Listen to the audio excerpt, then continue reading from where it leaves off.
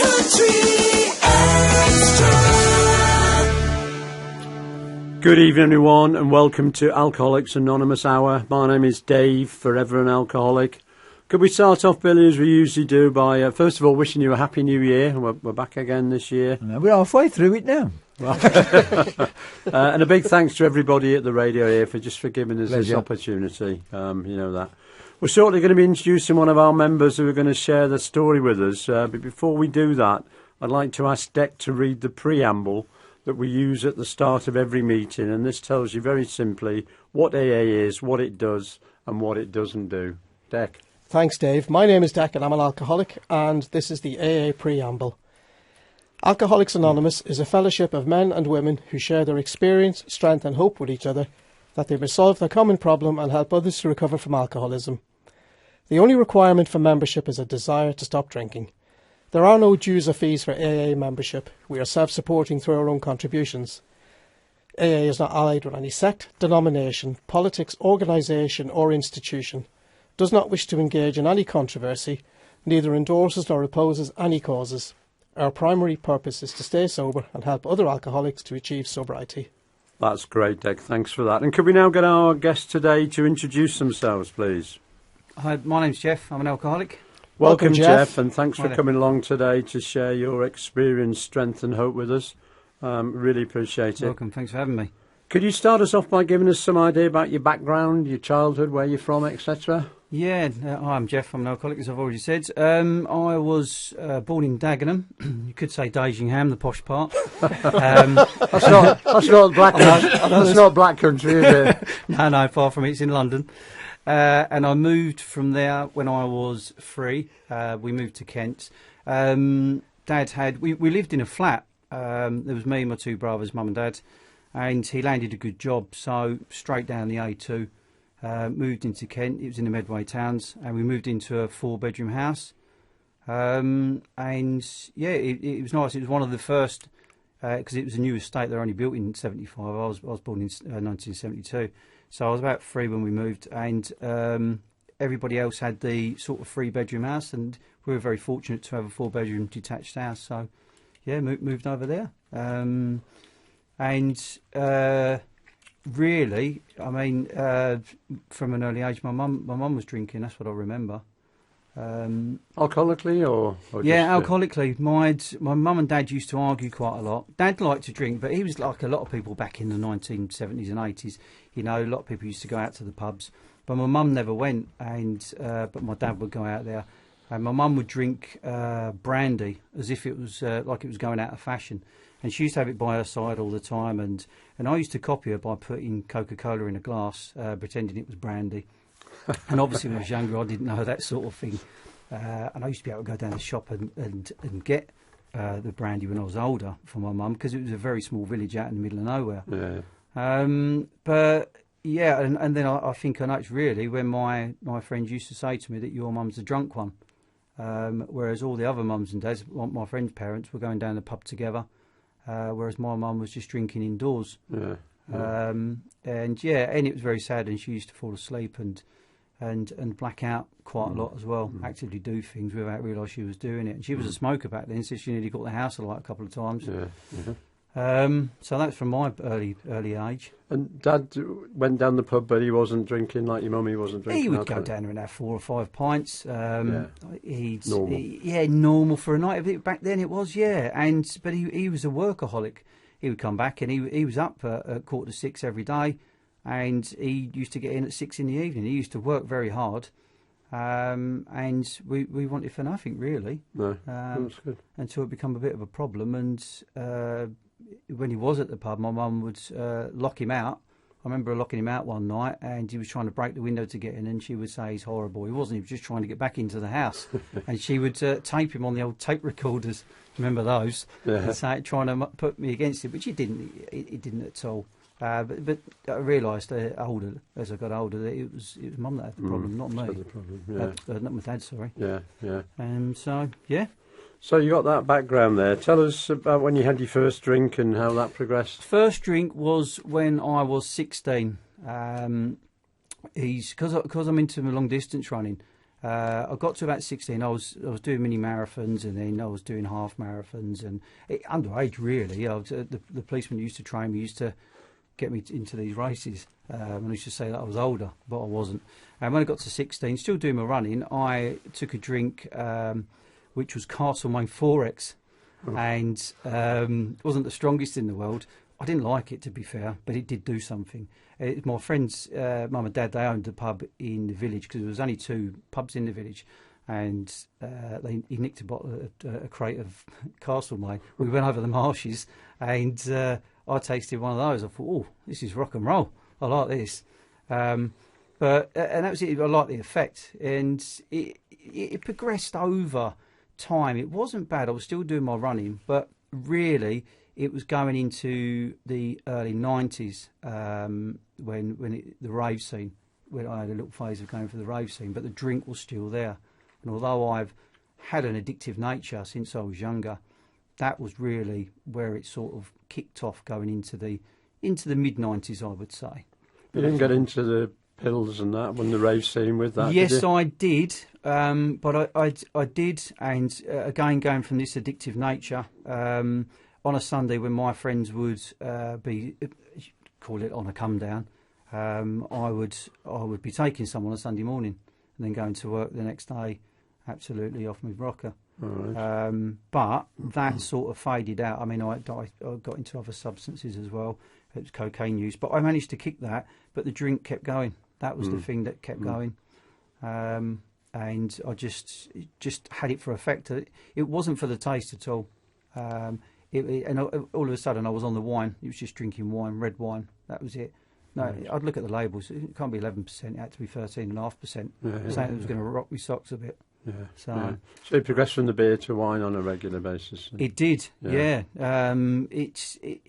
Before you know it, I was doing. I was running some half marathons, and then I was rewarding myself with a drink after, and then I'd go out for a long walk, and then I'd come back and have a drink. If you know, and then all of a sudden it could be a nice day. I'll have a drink. Could be my goldfish birthday. I'll have a drink. Monday, Wednesday, Friday. Doesn't matter, does it? Why not? And it just creeps up on you. Yeah, it just crept up on me. So how did that? What were the consequences of that then, family-wise? Well, I think from growing up, a lot of it stemmed. The consequences is from when I was 7. When I went down to London, my nan and granddad lived in London. From just round the corner from where I was born, and Nan was Irish. Nan was Welsh. My granddad was Irish, but they were married for 63 years, and they were the funniest people that I've ever met in my life. They were fantastic. Never swore. I'm not going to swear on the radio, but unlike me, and they were brilliant. My granddad was the king of one-liners. But I went round with my mum and my friend Danny. We went round to play football. He lived local to there, just off the Barking Road. And we were playing football, and I was 7, I kicked the ball, and it went in the road, and he went under an Arctic. And from that day, I sort of struggled. I think that's where my early struggles were. And you blame yourself for that? Yeah, I do. I terribly. And it doesn't matter what people had said to me, you can't help it, that's what happened. And it kept me out of football fields, really. It's not, my mates were really into football, and I really wasn't into football that much. Because I was too scared to go to parks, and I did go to them, but it took a while really to get back in there. My mate Stephen, he died at 19. He decided to get a really fast, I think, a souped up Astra at the time, and offered me a lift into town, which I said, oh no, I can't come into town today. And luckily I didn't get in that car, because he drove into a tree and killed himself outright. So there was those things that happened really from an early age. And the consequences really started when I got married, which was the mid-90s. That lasted about 18 months. I got married the day Diana got buried, which was the 6th of September 97. And from that time there, my drinking had progressed anyway. And my wife at the time was saying, you're drinking too much. I ended up having an affair. So ended up getting kicked out of the house. I had just a black bag, which I moved into my nan's in London. So I had to get up the house, the car, and I'm sitting there with a black bag thinking, oh dear minute, why has she done this? not for one moment thinking, well, it's all my It's fault. Yeah, But I was drinking loads, and that's when my drinking accelerated from them. yeah. And sitting in that room, drinking red wine, wondering where it all went wrong from there. And I think, to be fair, it's just after that, what I call the pity pot, is I just had quite a lot of bereavements. In 2000, my mum, there's a reading that I read out, it's called Crossing the River of Denial. And when I come into the fellowship, I heard that. I'd get a call from the hospital saying that the doctor saying you need to come and see your mum. So we'd go over there. And, if I just rewind him, my mum had remarried. She married an alcoholic.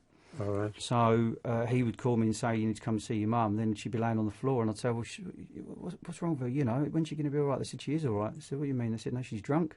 I said, oh, so I used to sit with my mum. Oh, mum, you know, how could you do this to me? And I'll never turn out like that. And then I got another call, and they said, she's very poorly. You'll have to come back tomorrow. So we came back the next day, and she passed away. Now, she was only 50. That absolutely devastated me.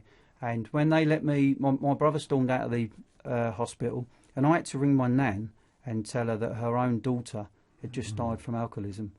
And she was so yellow, my mum. And the jaundice, it was horrible, bloated. It was the most horrible thing that I'd seen and witnessed, you know. And it was just a string of events, really. 6 months after that, my stepdad, he committed suicide, and I found him because he couldn't live without my mum. And it was just one after the other. My nan died, my granddad died, my running coach died, my best friend died of cancer at 31. I just kept losing people. And then I remarried in 2005, and it was shortly after that my wife's uncle died of a heart attack. He was only young. And it just spiralled and just kept going. We had a nan die, a granddad die. And in 2011, the bombshell for me was when I lost my dad. He died from cancer. I went on a 3-week bender. I didn't even ring my wife. She was absolutely distraught. So the consequences, the knock-on effect for my wife, who was absolutely, beside herself. And we'd lost her mum not long after that as well. So...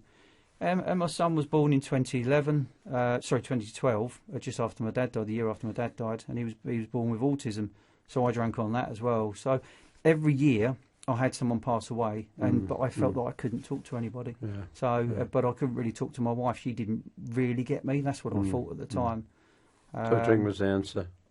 Drink was the answer, yeah, just to sit there and just block it out. That's all I did. And this was building up inside. It was just a massive weight on my shoulders. If I spoke to anyone, they didn't want to talk to me. They're thinking, I want to talk to you in case something happened. All these people had passed away. And the friends that I've got as well, and I had, they didn't really want to talk about that sort of stuff. They felt a bit embarrassed, or didn't really know what to say, walking on eggshells. But then I had 2 beautiful daughters, so I've got a beautiful son as well. But it just kept going and going and going. And when we went down to Kent, where my wife's originally from as well, her dad brewed homemade wine. It was on tap. So as soon as I landed in the car, hand out, that was it, bosh. I'm drinking, and for the whole weekend. But not once did I think, well, I've got to drive back home with the kids in the car, or my wife the following day. I'd have panic attacks driving back as well when the withdrawal started to set in. But I didn't think, oh yeah, that's the alcohol. I just thought I've just had a little bit too much. And then it just progressed until 2000, really, when I'd had I tried to stop a few times. I'd Googled AA a few times, thinking maybe I've got a problem here. People have said to me, you do drink quite a lot, you know that. But then a lot of my drinking was done indoors. And from 2000, I had, I think it was 8 months off. And just before Christmas, my neighbour said to me, "Oh, you having a drink then?" I said, "No, I think I might have a problem." And he said, "No, you haven't. You've had 8 months off." Yeah, said, you're right. Yeah. All right then. So, you've twisted my arm. So I had 1 Guinness, and the next thing I know, it led to wine almost immediately. And before I knew it, I was drinking wine every single day. and the hangovers were just horrible. In the morning, I was being sick in the sink constantly. I was shaking. And then when I realised I did get the shakes, when I was trying to put it was my daughter, she's only young, she's only 6 now, but when the sippy cup, when I put the plastic lid over the top, I was shaking so bad. And I thought, where has this come from? I'm a runner, for goodness sake. Sure. How can that happen? And then I remember someone saying about the morning drink. I thought, oh, it's like being on holiday. I might try one, And I tried one and blow me down. That was it. I was fine. But that started at 11 o'clock in the morning at a weekend, and the next minute it was coming down to 10, then it was down at 7 o'clock in the morning. I started to hide the drink. Drink driving was just a norm for me. I knew the consequences, but I had to go out for that drink. I couldn't stop for my wife. I couldn't stop for my children. And I just kept playing sad songs because of the people that I'd lost. And just drunk on all the people that I'd lost, and that's what it was like every day. And until I came in 2021. And what made you decide that you'd had enough? What was the rock bottom? I think what happened was, as I said many times, I'd try to give it up for a few days, and then you delude yourself. You think, oh, right, okay, well, I've had a couple of days off, maybe I've not got a problem, and then you're straight back on it. But I was really, really red in the face. I was losing the feeling in my legs and the shakes and the panic attacks. And I was thinking, this has definitely got to be the drink, because I could see what it was doing on the outside to me, but not on the inside. And it really took its toll. It was October 31st, Halloween in 2021. I'd promised my kids that I would take them out trick-or-treating because a few previous years I hadn't. And I was indoors. I'd been out in the morning drinking. My wife would normally leave me in the garden drinking, and lock the door, and I wouldn't even know I'd be asleep. And I was supposed to take them out, and I didn't. So I fell asleep on the settee downstairs, absolutely unconscious. Wife went out to the car to put some recycling in there, and she thought, oh, there's a bottle here, and it was the little bottles, because the big bottles I would drink indoors, but the little bottles I would knock back like shots. So I'd have them in my car. And she saw that in there. Then she went to the boot. They're all in the boot. And she thought, my goodness, what the heck's this? And then she searched upstairs. They're all in the wardrobe. They were in my shoe boxes. They were behind the cistern. They were in my suit pockets. They were everywhere. And I'd completely forgotten that I'd even hidden these bottles. So on that day, still drinking. Rewind to the beginning of the day. I was down at Asda, and I was looking at the back of a van, and I just cried. And I'm not religious, and I just thought, please God, just get me out of this mess. So the following day, I went to AA. I went to Atlantic House, my first meeting on a Monday. I'd blagged half a day at work, and that was my very first meeting. Wow. I think we're about ready for your first record, Geoff. Thank you for that. Yeah. Michael Bluebird, Crimea River. So is this significant, I presume? Yeah, I mean, it's when you come in and you hear a lot of things that could be cheesy, but my wife likes Michael Bublé, and she did enough crying, and that's why I chose this one. She does love her, and she said it all over Christmas as well. So, great stuff. It is. Well done, mate. Well done.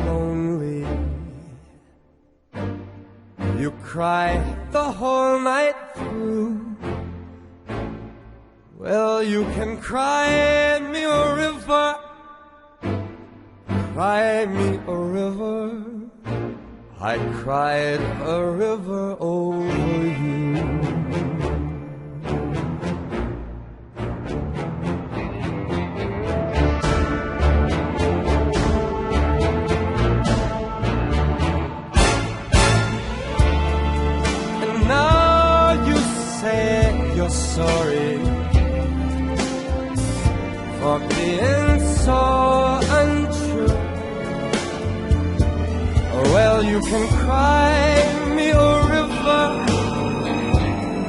cry me a river, 'cause I cried a river over you. You drove me nearly out of my head, while you never shed a tear, babe. Remember, I remember all that you said.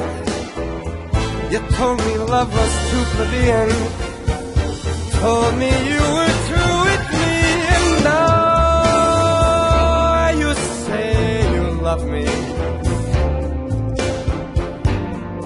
Well, just to prove that you do, why don't you cry me a river, cry me a river, 'cause I cry a river over you, over you.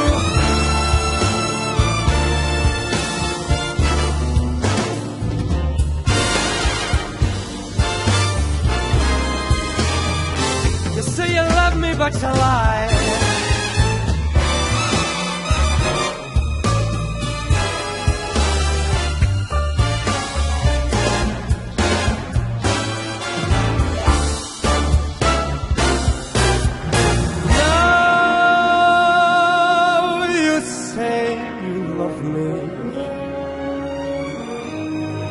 Just to prove that you do, come on and cry me a river, oh cry me a river. I cried a river over you, I cried a river over you.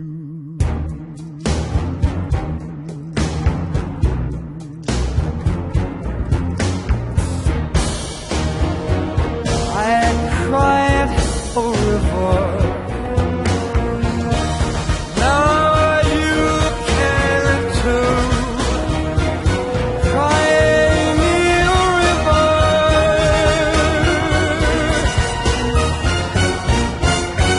Cry me a river.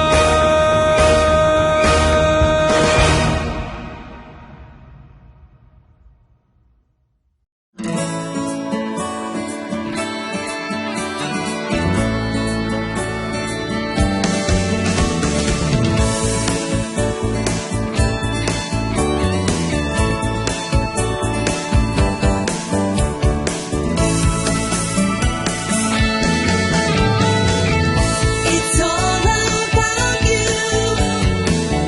Black Country Extra. Thanks for that, Billy. Nice track, that one, Geoff. Dedicated to your wife, I guess. Yes. Yeah. Just before we played that track, you were telling us that you'd got to your first meeting at Atlantic House, which is a local sort of recovery stroke addiction centre, isn't it? How did you find your first meeting? What was it like working into that first meeting? Well, the first meeting I didn't really relate to, and if anybody goes to their first meeting, please don't judge it by your first meeting, because it can put you off. And I did hear the word God, the God thing, which puts so many people off, but as we say, it's not a religious organisation. And people had said that they'd wet the bed and they'd been to prison, or sofa surfing, and I did the usual, well, this is not me, and I've still got my job, I've still got my family, but I did think it was these stereotype park bench people, and it's not. You can sit in a room like we're sitting now, you can sit in a pub, you can sit in a meeting, and all different people, walks of life are in there, men, women, and just with normal jobs or whatever. So that helped me for a start anyway, because I just thought it would be full of old men and Well, look at me when you said that. Yeah. Well, but I thought they would actually be weaning themselves off of the drink and they'd be sitting there with it. But it's not like that at all. And I didn't relate to that. But I left there. I came out of there and I wanted a drink. It was on a Monday afternoon. It was the 1st of November 21. And someone had followed me out from there, and they said, "Look, where do you live? And there's meetings more local to you." So I did. I went to my second meeting, which was at Westheath. It was absolutely freezing cold in the evening. It's on the Tuesday the 2nd, and I'm sitting there thinking, "What am I doing here?" But straight away, someone had said, "Oh yeah, I hide the bottles," and that was it. Yeah. I was hooked. I thought, hold a minute, someone else. Yeah, I can relate to that. Then they said they'd been drink driving. Oh, I can relate to that. And I can't sleep because it keeps me awake, because it's a drug, keeps me awake. Oh, I can relate to that. There were so many things that I could relate to. And I got a bit of tough love when I come in as well, because someone said to me, I come in with my pity pot and wanted everybody to feel sorry for me, for the people that I'd lost. But when I started hearing the stories of other people, I thought, oh my goodness me, they're worse than me. Mine's nothing compared to what these people have been through. So I thought I was desperate. I was absolutely desperate. I thought, I've got to stay. And people were saying, keep coming back. And if you want what we've got, you can have this. Yesterday's a mystery, yesterday's history, tomorrow's a mystery, and all these slogans. And there was cheesy ones, but it worked. And someone said to me, there's a couple of things that you've got to ride the storm. If you want this, you have to ride the storm. And the first few months were so difficult, but they said the penny will drop, and it did. I got myself to another meeting, and then before I knew it, I was doing meetings every day. Yeah. And it's just been life changing. Yeah. It really has. And I think from when I went in there, it took a few months really for me, for the obsession to go, which they said, which I never thought would leave me. But from when that did leave me, I thought, this is just amazing. But you've got to listen to the shares. I did the steps early days, and the person I wanted to sponsor me, believe it or not, passed away, but from this illness, which was just over a year ago. So yeah, that was my early recollection of coming into AA. Yeah. And how did that affect your family life then? Because clearly it was going down the pan prior to that. Yeah, thank God to my wife for saying to me, "You've got to get help." Finding those bottles, really, it started to get better. Within 6 months, my wife said to me, she put her hand on my shoulder and said, "I've got my husband back." I broke down and. But then I would put my rucksack on my back and go out like I used to when I was drinking. And 2 months after she told me that, I put the rucksack on and I went out for a walk, and she tapped me on the shoulder and said, "Don't have a drink." Yeah. And I went, "Oh, how dare you? You know I'm 6 months, 8 months sober." Yeah. But then I had to think, well, wait a minute. It's that trust, it's getting that back. And they say, was it 20 years of drunkenness? Make a skeptic out of anyone. So I've had to get that trust, but it's still in the back of my wife's mind. But today, the life he's given me is just amazing. I never thought it would be, because I'm a bit of a Jack the Lad, Yeah. and now I do. Not you, Geoff. Yeah, I know. But going out for walks, if you'd have told me this, seeing things in colour as well. It's just the simple things in life. The simple things in life, and the fact we do walks. And I'd googled Ben Nevis. I was going to climb Ben Nevis. No, I'm not going to do that when I sobered up. But now I've done Ben Nevis and Snowdon a couple of times, and the walks we go out for. It's just incredible. And my life changed around. My wife said that she absolutely loves the fact that I'm sober. She said, and she often says it, "I've got my husband back." Yeah. She loves it. And her dad's an alcoholic, so she said the only reason I didn't leave you was because I'd have to go back down to Kent and live with him. Yeah. She said, so it was either you or him. She said, I wasn't moving back in with him. So it's just brilliant. My kids love me today. Yeah. And we're a tight family. That's good. That's good. Geoff, did you struggle with social anxieties? Yes, definitely. Sorry, just dropped the bottle on the floor. Yes, I did. The anxiety was incredible. I didn't realise I had it until I come into the fellowship, and I'm not the most confident person in the world. I still worry about things, but I'd go into work, I'd worry about this. Coming home, I'd worry about that. I'd worry financially sometimes, like a lot of people do. But I can deal with it now, and I can live life. It is definitely one day at a time, and they do say that. And I had this pink fluffy cloud that they spoke about, where the anxiety had gone, and I thought, I don't know if people get that, since being in. And with me sitting in just over 2 years now, it happened to me just before Christmas, where that cloud had burst. That was it. And all of a sudden I'm thinking, wow, I've got to live life how it is now. Is this really it? And the anxiety, it just kicked in. I thought, wow. And I had to ring somebody for the first time in the fellowship, which we urge people to call someone. If you're struggling, definitely call somebody, seek help. And I did. Rather than pick up a drink, not that I've had that compulsion, I've not had that obsession to pick up a drink, but I phoned somebody before I went into a meeting, and that helped. And then when I come out of the meeting, I was fine. But it did take me a few days to shift. Yeah. And they say you can start your day at any time you want, and I just try to be the best person that I can today. Mm-hmm. But that anxiety was crippling even over that weekend. But then it sort of disappeared a bit. But the answer wasn't a drink. The answer was just to ride the storm, like I was told when I first come in. You've got to ride that storm. Yeah. Leave your pity pot at the door, come in here, get your bum on a seat, and just ride the storm. Yeah. And that's what I've done. And you've very much. I mean, I'm a great believer that you need to build AA into your life. It needs to become, without a doubt. I know you've done that. Yes. The amount of meetings you do and the service you do, and it pays off, doesn't it? It does indeed. As you say, they say do service. I was doing teas and coffees, doing up the hoovering. I'm known at one of them. If I'm not there, they get worried because Jeff's not there to do the hoovering. That's going a bit of a step too far. That one, I know. And I chair meetings as well. As you know, it's on a Sunday night and a Tuesday night. I co-chair on a Sunday night and do Tuesday night. And I've had to throw myself in. And the other thing that I was told is keep busy. You've got to keep busy. Yeah. And after a few months, it was my sleep pattern. This was mentioned earlier on. My sleep pattern started to come back. And then now I can lay down and I'm thinking before I was worrying about what's going to happen at work, and if this person doesn't turn up, I've got to cover that work. Now I think, well, it is what it is. Just deal with it. Yeah. Just deal with it. Yeah. God, just deal with it. And that's what I've learnt. It's hard to even grasp that when you first come into the fellowship. The hardest thing is coming in through those doors, seeking help. It's embarrassing. You think, oh, I'm not an alcoholic. But if you've got that thought in your head, if you know that you've overstepped the line like I did,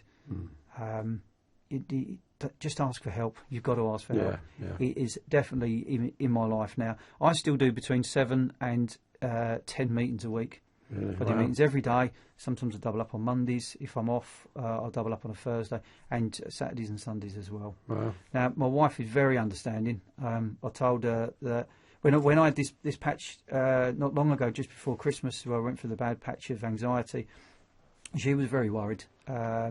And she said, listen, if you need to go back to up in the meeting, because I said when I get to 2 years, I'll sort of back off, because you've got to have that balance with life as well. And I will do. But she said, listen, as long as the kids are put to bed, we're fed, we're watered, we're looked after, I'm happy as long as you are. I want this Geoff rather than the other Geoff. Sure. And it is one day at a time. She never pressuриses me. She said, if you need to go to a meeting, go to a meeting. And that is just amazing. She's been so supportive, and I owe everything to my wife. Yeah, she's just been a diamond. Yeah. But mainly, it's AA. It's AA that is what has given me this new life. Yeah. It's fantastic. It is. It's another chance at life, isn't it? As one of the guys says at the local meeting, it is. It really is. And the key is that you built it into your life, and you're doing. And I guess, I went through that with my wife a bit in the early days, where, she said, blimey, you spend more time at AA meetings than you do with me. And I think my quip then was, well, it's not a problem. I can just start drinking again, What would you, which is not the way to go, really. But what would you rather have? What would you rather have? Would you rather me be out 3 or 4 nights a week at meetings, or would you rather have me drinking and back to where I was? And, That's There's right. only one answer to that, isn't definitely. And I think the beauty of it was the first time when one of my kids was quite poorly. I had to go out for some medicine, and this was like 2 o'clock in the morning, and it was just the beauty of jumping in a car and going out to Asda at 2 o'clock in the morning to try and find some medicine. That's when it kicked in for me. Not having to look over my shoulder for blue lights. It's just what I've got now in my family. I could never imagine. It took me 49 years to get that. You know, it's just as you say, it's just peace of mind and serenity and contentment, as one of the guys always says it locally. It is, yeah. Not having to worry about hiding any bottles, where I'm getting my next drink from, and events just being calm, and as you say, serenity, and it is. I am at peace now. And the thing is as well, all the people that I'd lost over the years, I don't have to listen to sad songs now and go into pity. I look at it for different reasons now, and I'm very blessed that I've been there, and I'm very blessed that I had a bit of tough love. It doesn't mean that everybody's going to get it who's going to, if they come into AA. But when someone said to me when I come in, he said, "You've lost a lot of people." I said, "Yeah." He said, "Well, this ain't no booming holiday camp." And I thought, "Oh, what's wrong with him?" But he was right. You know, you've got to get on with it. And now I can look back at it and just be blessed that those people have been in my life. And more so that I didn't join them. Because he said you've got a choice. You can either join them or you can get to meetings. Now it's weird where I'm 2 years in and saying to people that are just walking through the door, you too can have what I've got. And it wasn't that long ago I've walked out. I'm still learning every day. I've got a long, long way to go. So you're just 2 years and a bit? Yes, 2 years and a bit to 1st of November 2021. That's brilliant, mate. Well done for that. Well done for that. You've been a great example to people locally, I know.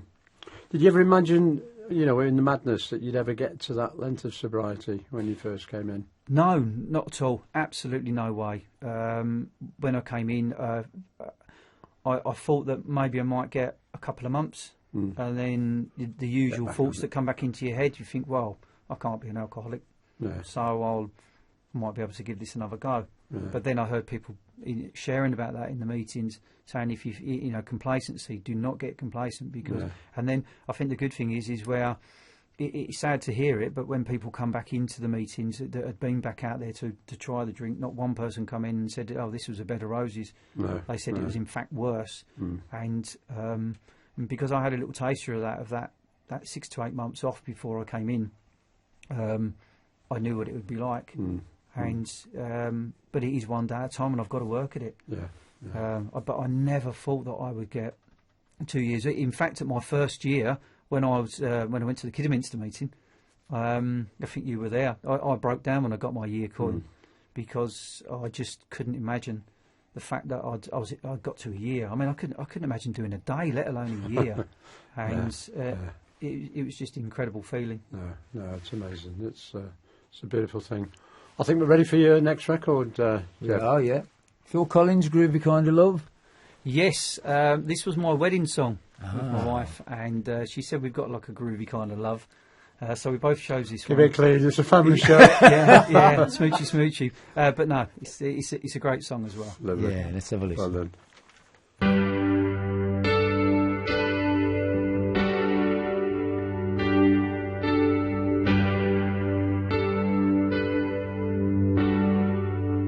When I'm feeling blue, all I have to do is take a look at you. Then I'm not so blue. When you're close to me, I can feel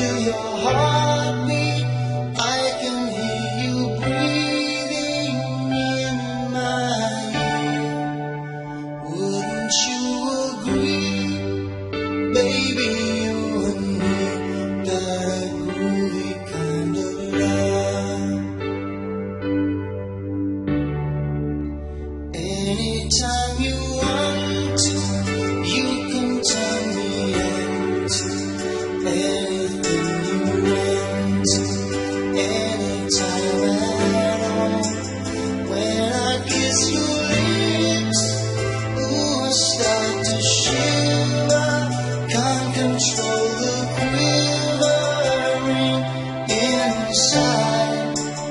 Wouldn't you agree? Baby, you and me got a groovy kind of love.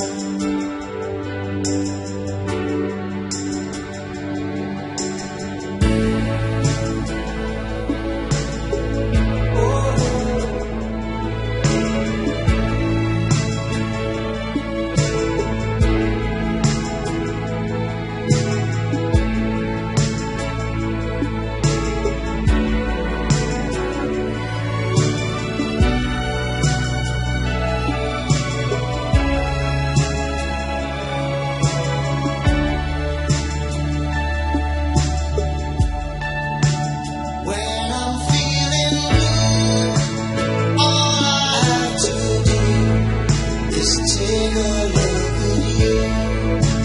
Then I'm not so blue. When I'm in your arms, nothing seems to matter. My whole world could shatter. I don't care.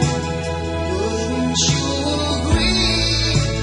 Baby, you and me got a groovy kind of love. We got a groovy kind of love.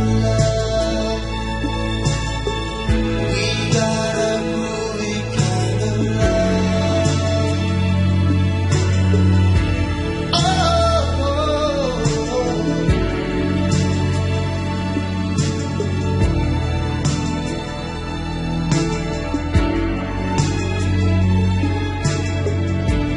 got a groovy kind of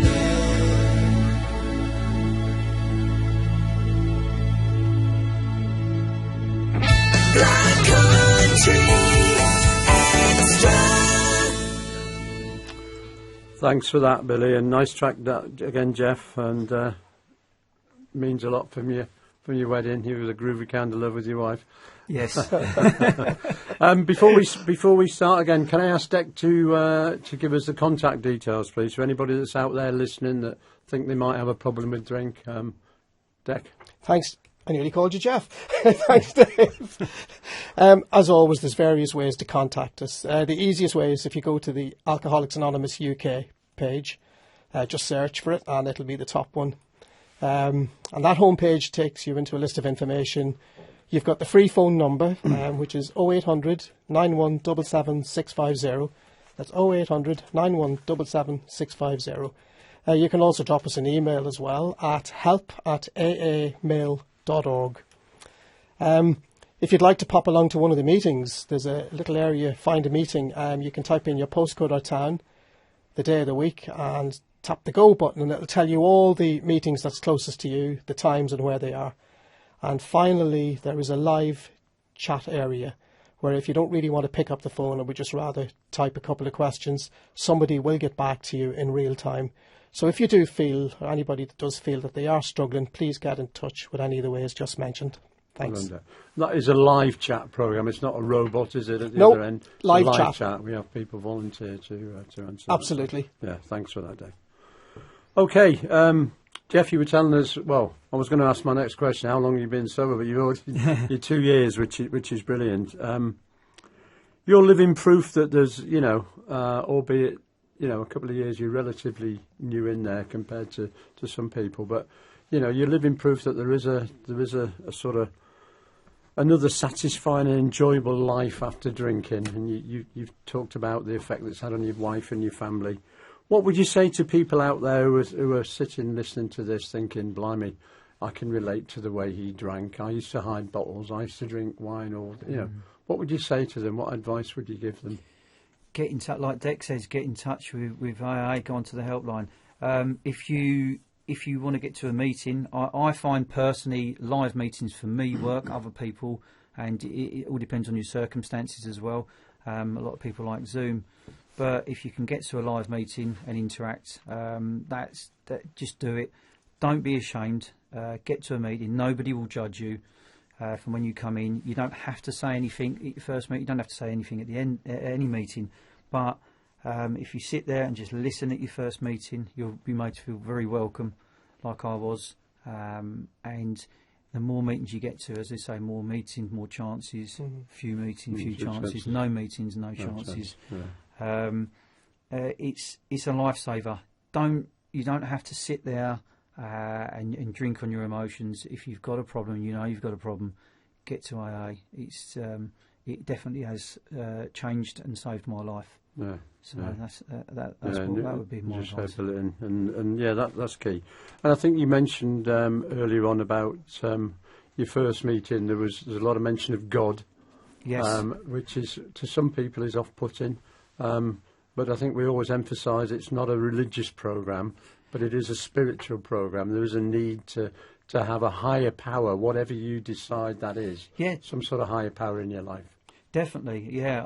As I say, that first meeting, I heard the word God, and I was like, oh, really? But then it's crucial that we do tell the newcomer as well that if you are religious, then that's absolutely fine. Yeah. Because most of the meetings are held in churches, and that's only to do, as we know, for paying for the rent or for the amenities. But if you want to get to that first meeting, don't be put off by the word God. Please go to your second meeting. If you get to your first meeting, we advise get to your second meeting. There's meetings all over the place near you. If you Google it, then it will change your life. I think when I heard the word God at the first one, I was that desperate. I just wanted to keep going, and that didn't really put me off. I didn't like the fact that it was just that I didn't really relate at the first meeting. But then, as I said earlier, when I went to that second one, when I realised the people in the room were looking well and been there for many years, and I thought, well, why are you still coming back? You've been here for 20 years, and someone said they've been there for 30 years, and that's where we get our medicine, and it's just an incredible feeling. It's a lifetime programme, isn't it? I mean, effectively, I was told when I went into my first meetings, going back quite a few years, that, I could never, ever drink safely again for the rest of my life. And I was absolutely mortified at that. What are we going to do? It's the one thing I was good at. Crap at golf. Drinking was the one thing I was good at. And back in those days, I'm from up north, and, it was a man thing. You had to be able to handle your drink. It was a rite of passage, really. And then, the consequences we all know about. But it was I guess we've got to sort of come away from that the way that it feels, and it's not smart, is it, to drink the way that we do. I think when I heard that when I came in, that your last drink can be your last drink. Yeah. And I was mortified as well, and I thought, you are joking. What am I going to do? Because those first days are so hard, and weeks. They're so difficult. I had things coming out the walls, and that's not to say that would happen to other people, but and I was sweating of an evening and shaking. But then gradually that started to lift, and then all of a sudden I was getting this sleep. But to say that you couldn't have that drink, I was mortified, but it was acceptance. You have to get the acceptance. I had to accept the fact that I could not drink like anybody else. That was, for me, was the key. And friends that would turn around and say, oh, yeah, go on, just have a drink, you're not an alcoholic. And that they don't really know, because I can't talk to them like I talk to people in AA, in the fellowship, get me. And that was the thing that I had to block out, was my friends, and a lot of those people I haven't got now. I've had to say, right, see you later, because they wanted me as drinking buddies. And acceptance was definitely key. I can't forget the fact that if I have one drink, all bets are off. I do not know where it's going to take. I do, but I don't know the consequences. No. And do I think about drink? Yes, I do. Do I think about it? It'd be nice to have one, but I don't obsess about it. I just think, and again, that's another one. The two things for me, the key ones, are acceptance, and it was the resentment. So I resented the fact that people were moaning about their mums and their dads, and they still had their mums and dads, where I'd lost mine, and loved ones, and I resented them. But I was resenting the fact that they could have a drink early days. But then I was thinking, well, actually, no. But then it was acceptance. Accepting now that I can't. No. So it doesn't matter where I go. That's the key, I think, when people come in. It was for me to fully accept that I was an alcoholic and I could never drink safely again. And just, we emphasise this one day at a time. Still now I'm a few years in, and I still wake up every day and pray for another. Thank God for a sober day yesterday, and pray for another sober day today. Not another year, not 5 years, not 10, just another sober day, and that's how we get through it and build it into your life. And I think I mentioned previously, I mean, we've, the guy I'm talking about, we've got a guy in locally at Kidderminster he's 53 years sober. He's in his 80s, and he's still doing 3 or 4 meetings a week. And that's how he's got to be 53 years sober. No. And it's part of, but you build it in as part of your life. I know you do a lot of meetings, because you feel the need to do that, to maintain that sobriety. Definitely. I mean, I was a year. I got acceptance. 9 months. We went to a holiday camp, and everybody was drinking. And my wife asked me to go over and get a pizza. And normally that would have been, right, I'm going over the road to get a pizza. We couldn't get signal as well. This was down in Devon. And I went over and I'm sitting there, and they said, it's going to be about 20 minutes. So I thought, I'll wait for a pizza. And I'm watching the telly, and the football was on, and there was a group of people, and there was I was people watching. And there was a family come over. There was 2 teenage lads, and they were drinking. And they drunk this tiniest bit in 20 minutes at the top. And I'm in my head, I'm screaming, saying, just drink it, Louis, just drink it. And then I watch people in the evening drinking, and I'm thinking, just drink it. And then people would come back with shots because they're on holiday. And they still hadn't had the shots. The shots were still sitting. And I'm thinking, what is wrong with these people? And people were getting up and walking off with little bits left in their pint. And I'm thinking, is there something right there? Hold it a minute. I've just accepted the fact that I'm an alcoholic. That's when it kicked in. And I was 9 months in, and I thought, wow, that's why I can't drink. That holiday wasn't spoilt. No. That was the best. I watched my kids up there dancing, and my wife up there dancing in the evening. And it was just bliss. But that acceptance, that was the thing for me. So it's acceptance for it that you are, and the gratitude that we're part of this fellowship that keeps us away from that drink just one day at a time, and the support and the love and the friendship and the fellowship you get is just, for me it's an absolute miracle. I absolutely love it. It is. You get people ring you from the fellowship. You seemed a bit off when you're going out at that meeting. You're okay. They don't want you to go out and have a drink, whether they think that the fault's in your head or not. Whereas I wouldn't get that from my friends, but I've got 2 remaining friends who are not alcoholics. And when I told them that, I said, I've got something to tell you. I told them last year when we went and did Snowdon, and they went, and would tell us something we didn't know. I'm just glad you're doing something about it. So that went better, and then they asked me when we went in the pub if they can have a drink, which I was gobsmacked again. So I think that's the beauty as well, isn't it? That you can handle that sort of situation as well. It teaches us how to handle whatever life throws at us, which is beautiful. And definitely. And it's not just the individual that benefits, the alcoholic. It's a pebble in the pond job, isn't it? The family benefit, where you're not spoiling Christmas, you're not spoiling holidays, which definitely. So a ripple effect. I had a do yesterday. We had to go down to a party, and I was asked a question.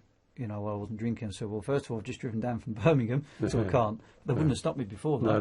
No. And I did say to him, I've got no stop button. Once I have one, I'm off. All right.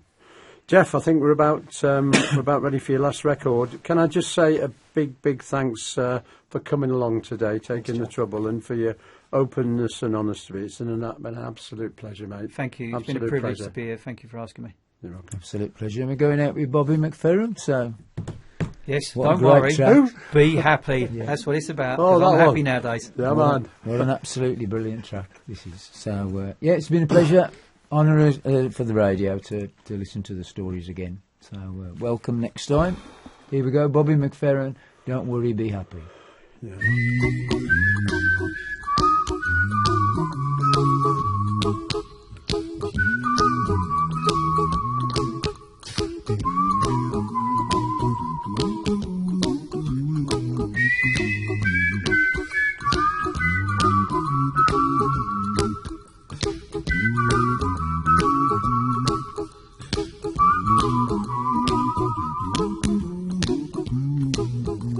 Here's a little little song I wrote.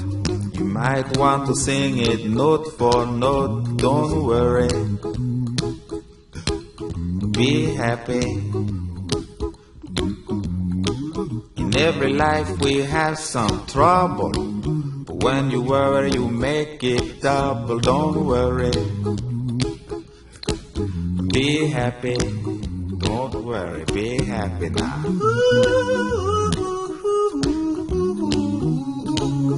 Don't worry, be happy. Don't worry, be happy.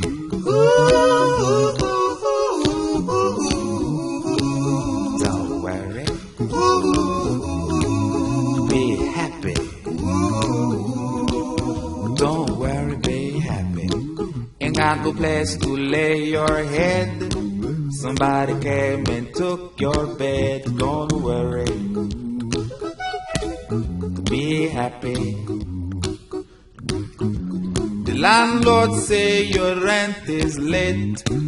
He may have to litigate. Don't worry, be happy. Look at me, I'm happy.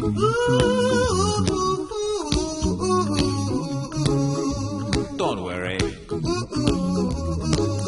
be happy. I give you my phone number. When you're worried, call me. I make you happy.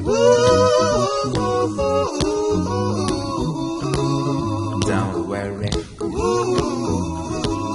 be happy.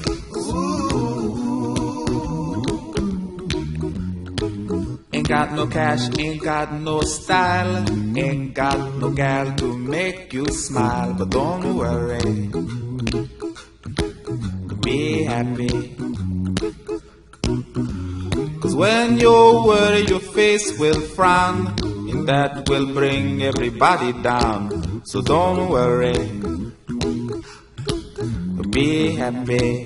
Don't worry, be happy now.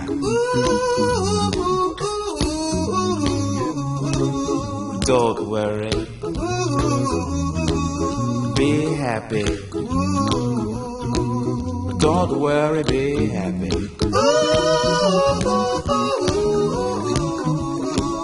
Don't worry, be happy. Don't worry, be happy.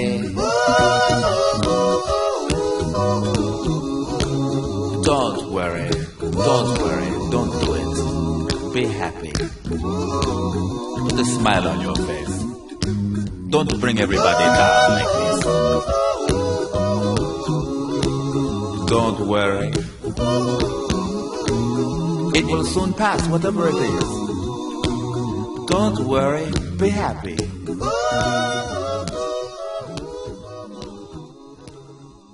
I'm not worried.